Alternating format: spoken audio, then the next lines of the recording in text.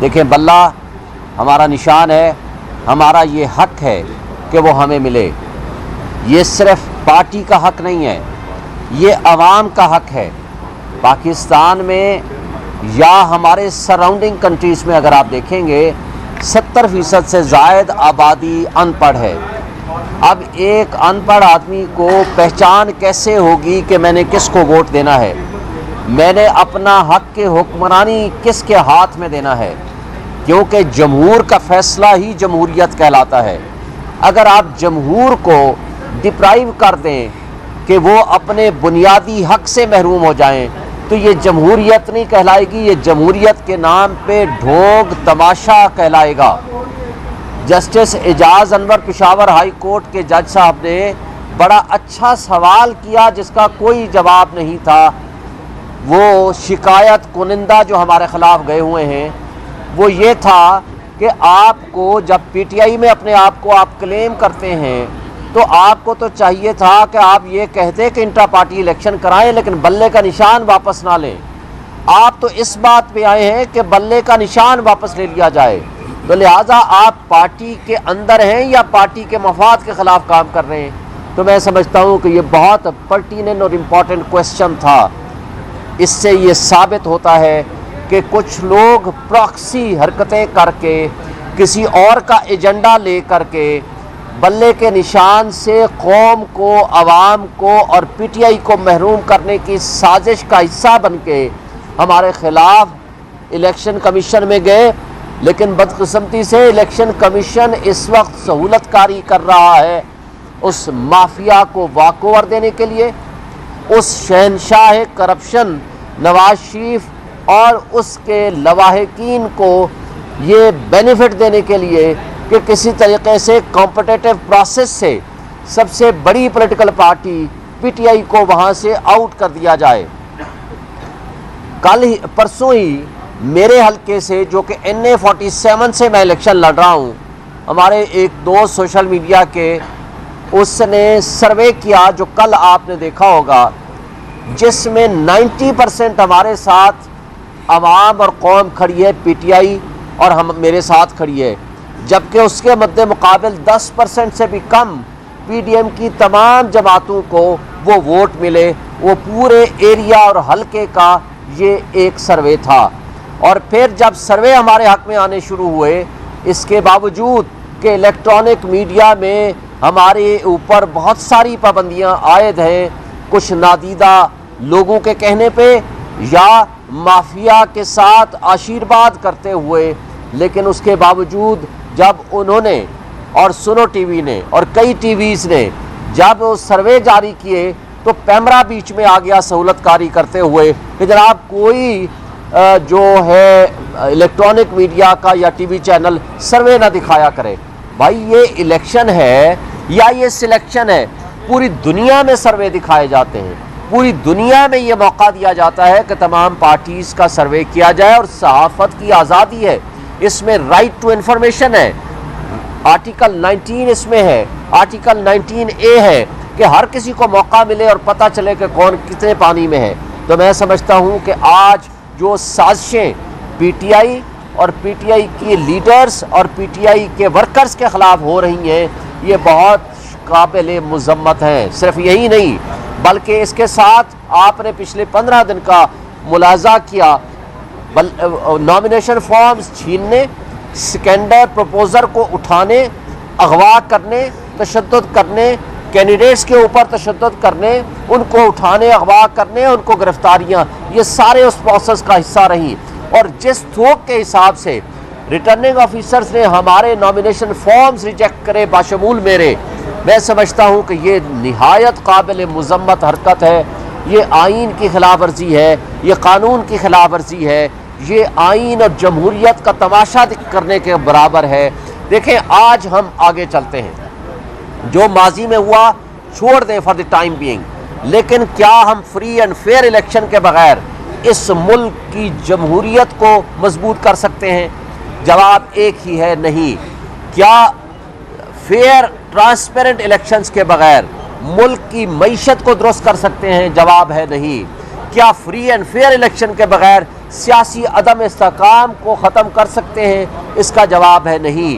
تو پھر جواب ایک ہی ہے کہ جو شخص، جو ادارہ، جو لوگ اس ملک کے ساتھ مخلص ہیں، ان کے لیے ایک ہی ہدایت اور نصیحت ہے کہ آئیں اس ملک کی جڑیں کھوکھلی کرنے کی بجائے، اس ملک کے اکائیوں کو کمزور کرنے کی بجائے آئیں ہم مضبوطی کے ساتھ اس ملک کو مضبوط کریں، اور اس کا واحد حل فری اینڈ فیئر الیکشنز ہیں۔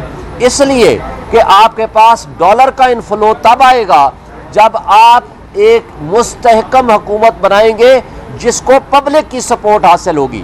اس لیے کہ آپ کو جب سخت فیصلے کرنے ہوں گے تو پبلک کی سپورٹ کے بغیر نہیں کر سکیں گے، ورنہ جو تماشا ہم نے 18 مہینے میں پی ڈی ایم کی حکومتوں کے درمیان دیکھا، اس ملک کو ڈیفالٹ کے قریب لے گئے، تو اس سے زیادہ بدتر صورتحال ہوگی، کیونکہ لولے لنگڑے اور سیاسی یتیم اگر ہمارے سروں پہ مسلط کرنے کی کوشش کریں گے تو اس کا انجام یہ ہوگا کہ آج آپ کا ڈالر انفلو بند ہو گیا ہے، آج آپ کی مہنگائی اپنے عروج پہ ہے، آج بجلی کا ریٹ آپ دیکھ لیں، پیٹرول کو دیکھ لیں، ڈالر کا ریٹ دیکھ لیں، آپ بدترین معاشی تباہی کی طرف جا رہے ہیں۔ جبکہ اس کے مد مقابل میں عمران خان کا جو لاسٹ ٹینیور تھا، اس کے باوجود 3.5 پونے 4 سالوں میں 2 سال ان کا کورونا میں بھی گزرا، پھر بھی last time 6.2% GDP تھی۔ اس وقت $24 بلین کا آپ کے پاس ریزرو تھا اور ڈالر انفلو تھا، اس لیے کہ اوورسیز آپ کے اوپر تب انویسٹمنٹ کرنے کے لیے آئے گا جب یہاں سٹرانگ جمہوری حکومت ہوگی۔ اس لیے کہ جس شخص کے یا جس پرسنالٹی کے یا جس پارٹی کے لیڈر کے پیسہ باہر پڑا ہوگا، جس کی انویسٹمنٹ باہر ہوگی، تو وہاں کس منہ سے وہ ان کو کہے گا کہ اپنا پیسہ لے کر آئیں، یہاں آ کر انویسٹ کریں؟ وہ کہہ نہیں سکتا۔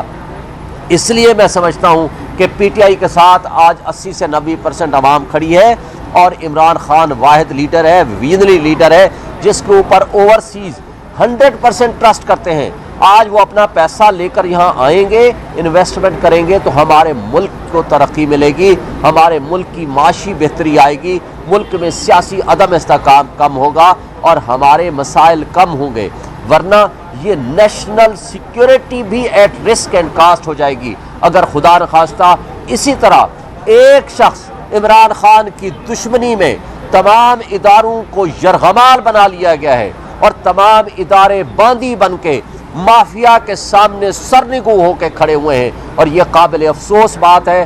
اس سے ہماری ملک کو نقصان ہوگا، ہماری معیشت کو اور 25 کروڑ عوام کو نقصان ہوگا۔ شعیب شہین صاحب بتائیے گا، نہ بلہ مل رہا ہے، نہ وکٹیں مل رہی ہیں، نہ پچ مل رہی ہے، نہ فیلڈ مل رہی ہے، نہ لیول پلینگ مل رہی ہے، چھکا مارتے ہو تو پیچھے سٹمپ آؤٹ ہو جاتے ہیں، یہ کشتی بھنور میں پھنسی کیسے نکالیں گے یہ؟ آج بھی تھر تھر کانپ رہے وہ لوگ جو ہمیں بلے کا نشان نہیں لینے دیتے، آج بھی وہ کانپ رہے ہیں وہ لوگ جو ہمارے لوگوں کو اٹھا رہے ہیں، لوگوں کے اوپر تشدد کر رہے ہیں۔ اس سب کچھ کے باوجود جو ہمارے ساتھ ہو رہا ہے، اس ظلم، جبر اور بربریت کے ماحول کے باوجود بھی ہم ہر حلقے میں مقابلہ کریں گے، ہمارا ہر لیڈر اور ورکر مقابلہ کرے گا، الیکشن لڑیں گے اور الیکشن جیتیں گے۔ آپ کو اگر 1 سال پہلے یاد ہوگا، عمران خان کا انٹرویو 4 باتیں کی تھی عمران خان نے۔ نمبر 1 کہ یہ لندن پلان کے تحت یہ مجھے جیلوں میں بند کریں گے۔ نمبر 2 نواز شریف کو لائیں گے، ان کے مقدمے ختم کریں گے اور اس کو اہل کریں گے۔ 2 تیسری بات انہوں نے یہ کی تھی کہ ہماری پارٹی کو ڈسمنٹل کرنے کی کوشش کریں گے، لیکن یہ 3 باتیں مکمل ہو چکی ہیں۔ چوتھی بات کی تھی کہ اس کے باوجود ہم انشاءاللہ الیکشن جیتیں گے، اور آپ کو 8 فروری کو نظر آئے گا کہ ہم الیکشن جیتیں گے۔ صاحب الیکشن میں 1 مہینے سے بھی کم ٹائم رہ گیا، کہیں کوئی سیاسی سرگرمی ملک میں نظر نہیں آ رہی، نہ کوئی لیڈر باہر نکل رہا ہے، نہ کہیں سے ورکر باہر نکل رہے ہیں۔ آپ ہر حل کے مقابلہ کرنے کے کہہ رہے ہیں، کمپین کون چلا رہا ہے آپ کے؟ اکثریت تو کینڈیڈیٹ صاحب کے وکیل ہیں، وہ صبح شام عدالتوں میں رہتے ہیں۔ کمپین کے آج آپ کو میں بتا رہا ہوں، میں خود کینڈیڈیٹ ہوں، میں عدالتوں میں بھی ہوتا ہوں، میں حلقے میں بھی ہوتا ہوں۔ الحمدللہ میں جس حلقے اور جس ایریا میں جا رہا ہوں، لوگوں کی محبتیں اتنی ہیں، ووٹ عمران خان کا ہے، ووٹ پی ٹی آئی کا ہے، ووٹ نظریے کا ہے۔ ہم پورے پاکستان میں کمپین بھی چلائیں گے، لوگوں کے پاس جا بھی رہے ہیں اور جائیں گے، انشاءاللہ آپ کو رزلٹ بتائے گا۔ सर सर्वेज के ऊपर तो पाबंदी है, लेकिन रात को जो गरीदा फरूकी साहब की एक वीडियो लीक हो रही है और वो मुस्लिम लीग नून के हल्के का सर्वे कर रही है और वो लोगों के साथ एंगेज हो रही है कि बात कैसे करनी है, उनके सर्वेज के ऊपर कोई पाबंदी नहीं है और बाकी जो दीगर टीवी चैनल है उनके ऊपर पाबंदी है क्या? देखिए, हाई कोर्ट ने ऑर्डर कर दिया है कि अब आप सर्वे कर सकते हैं और सर्वे चला भी सकते हैं, लेकिन दूसरी बात, कुछ सहाफ़ी हजरात PMLN को सपोर्ट करने के लिए पहले जाकर बताते हैं कि ये हम सवाल करेंगे और ये आपने जवाब देना है, वो भी वीडियो आ चुकी हैं। ये काबिल अफसोस है, ये सहाफ़त नहीं है। इसके अलावा जो कुछ हो सकता है मैं वो अल्फाज इस्तेमाल नहीं करता।